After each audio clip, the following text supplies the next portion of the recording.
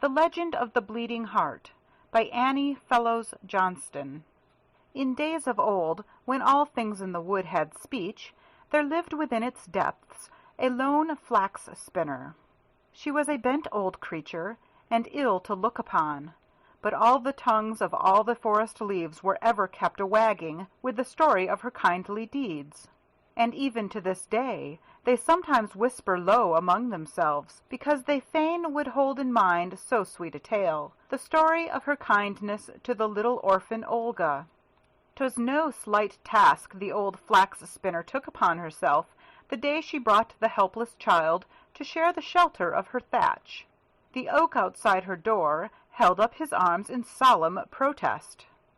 "Thou dost but waste thyself," he said. "Thy benefits will be forgot, thy labors unrequited, for youth is ever but another title for ingratitude." "Nay, friend," the old flax spinner said, "my little Olga will not be ungrateful and forgetful." All hedged about with loving care, the orphan grew to gracious maidenhood, and felt no lack of father, mother, brother, or sister. In every way the old flax spinner took their places, but many were the sacrifices that she made to keep her fed and warmly clad, and every time she went without herself, that Olga might receive a greater share, Wiseacre Oak looked down and frowned and shook his head. Then would the old dame hasten to her inner room, and there she pricked herself with her spindle until a great red drop of her heart's blood fell into her trembling hand. With witchery of words she blew upon it and rolled it in her palm, and muttering, turned and turned and turned it. And as the spell was laid upon it, it shriveled into a tiny round ball, like a seed, and she strung it on a thread where were many others like it, saying, "By this she will remember. She will not be ungrateful and forgetful." So years went by, and Olga grew in goodness and in beauty, and helped the old flax spinner in her tasks as blithely and as willingly as if she were indeed her daughter. Every morning she brought water from the spring, gathered the wild fruits of the woods, and spread the linen on the grass to bleach. At such times would the bent old foster mother hold herself erect and call up to the oak, "Dost see? Thou wast wrong. Youth is not another title for ingratitude." "Thou hast not lived as long as I," would be the only answer. One day, as Olga was wandering by the spring, searching for watercresses, the young prince of the castle rode by on his prancing charger. A snow-white plume waved in his hat, and a shining silver bugle hung from his shoulder, for he had been following the chase. He was thirsty and tired, and asked for a drink, but there was no cup for which to dip the water from the spring. But Olga caught the drops as they bubbled out from the spring, holding them in the hollow of her beautiful white hands, and reaching up to where he sat, offered him the sparkling water. So gracefully was it done that the prince was charmed by her modest manner as well as her lovely face, and baring his head when he had slaked his thirst, he touched the white hands with his lips. Before he rode away, he asked her name and where she lived. The next day a courier in scarlet and gold stopped at the door of the cottage and invited Olga to the castle. Princesses and royal ladies from all over the realm were to be entertained there, 7 days and 7 nights. Every night a grand ball was to be given, and Olga was summoned to each of the balls. It was because of her pleasing manner and her great beauty that she had been bidden. The old flax spinner courtesied low to the courier, and promised that Olga should be at the castle without fail.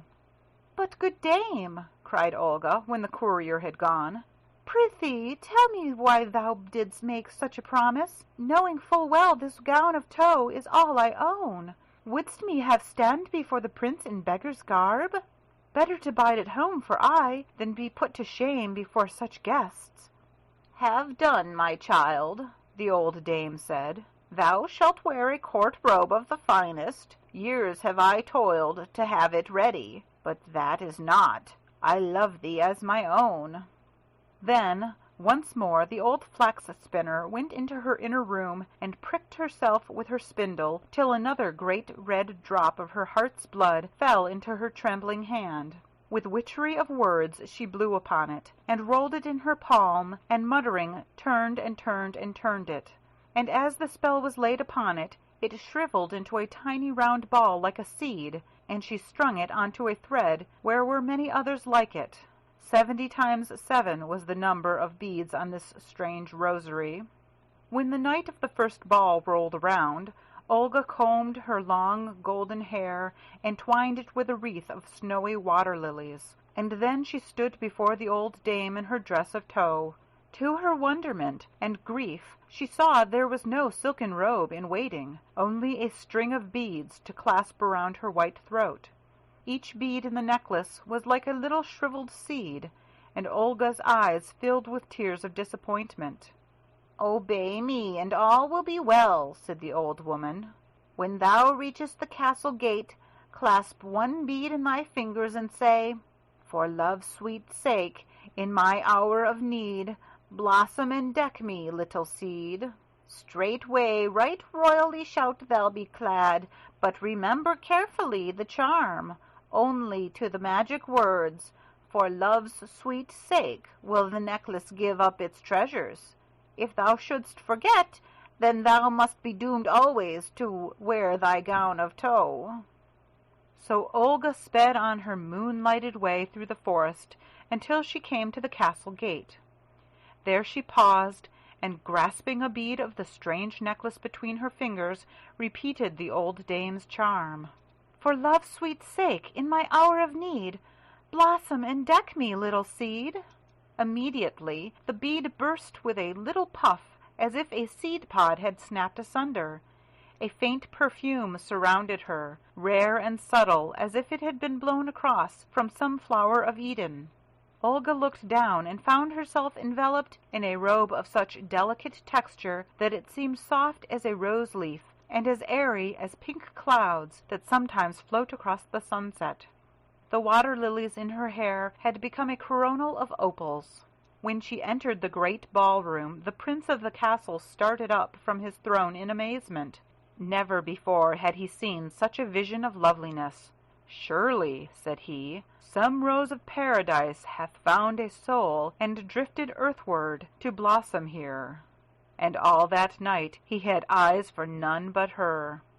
The next night Olga started again to the castle in her dress of tow, and at the gate she grasped the second bead in her fingers, repeating the charm. This time the pale yellow of the daffodils seemed to have woven itself into a cloth of gold for her adorning. It was like a shimmer of moonbeams, and her hair held the diamond flashings of 100 tiny stars.